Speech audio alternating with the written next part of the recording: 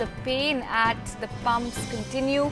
OMCs have hiked prices of petrol and diesel for 8 consecutive days, pushing fuel rates to an all-time high. A litre of petrol in Mumbai now costs worth 84 rupees. In Delhi, you'll pay nearly 77 rupees for a litre of petrol. As the burden on the common man increases, the clamour for an excise duty is only growing.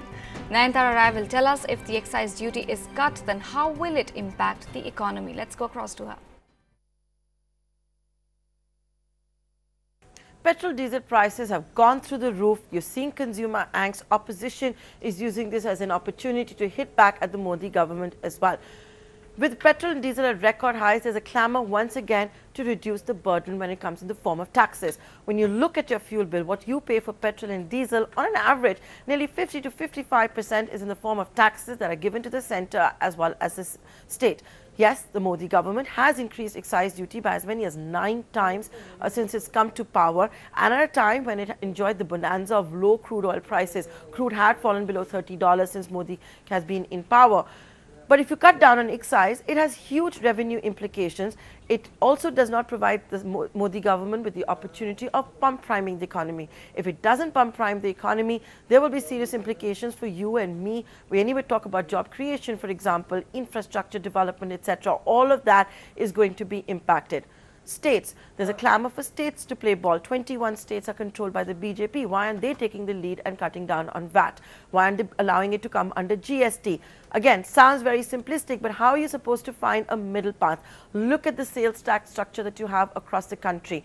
In some states, it may be as low as 20%, but some of them charge over 40%. What is the middle ground if you were to bring it under GST? Will states be willing to forego the revenue as well? These are all questions that we need to ponder and understand that the states may not be willing to let go of the power. So the same Congress party which is now talking about why is it that this government let GST come without petroleum being part of it, its own bill, its own draft bill, the Congress party's own draft bill, the GST never included petroleum products. To make GST a reality, there had to be compromise at play, and that is exactly what had happened.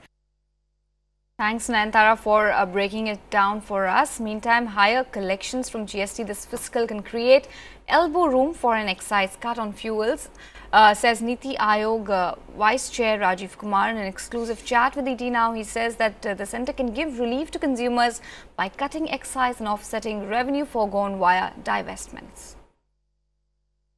Bringing the GST and bringing the petroleum products under the GST has zero impact on the tax collection, because the same taxes would be collected, except of course that our exporters will get the benefit of the input credit that they have which is the tax they have paid on the energy supplies. So not just the petroleum but also power and which is electricity supplies should come under the GST, simply to make our businesses globally competitive. Now this, unfortunately, if you like, will not impact the final consumer also, because he or she does not get any input credit when you and I consume petroleum products with electricity. So that's a separate argument, and I think there is a complete consensus within the centre, as far as I can see, on doing this. It is the states which are, I think, dragging their feet, because a lot of them are dependent on petroleum revenues, and also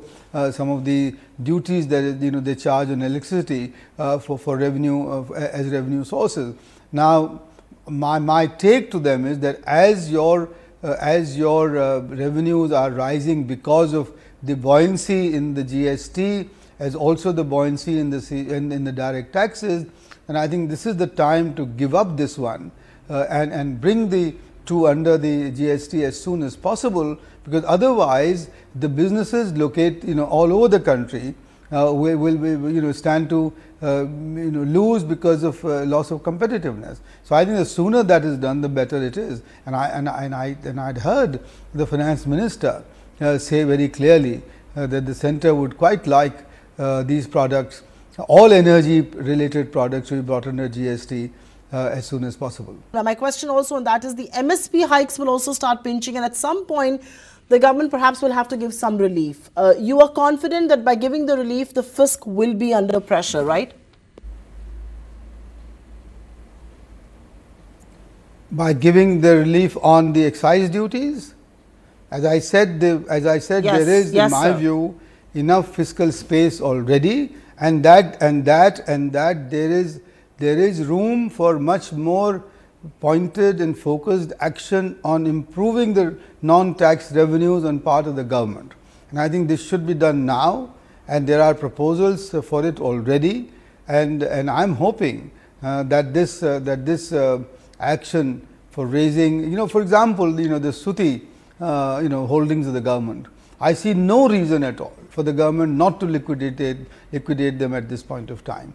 So I am merely saying, yes, if you want to bring relief to the consumers, you have to make the fiscal adjustment for it. But luckily for us, there is fiscal space available, and also some of our actions can generate additional revenues, which will leave the fiscal target right intact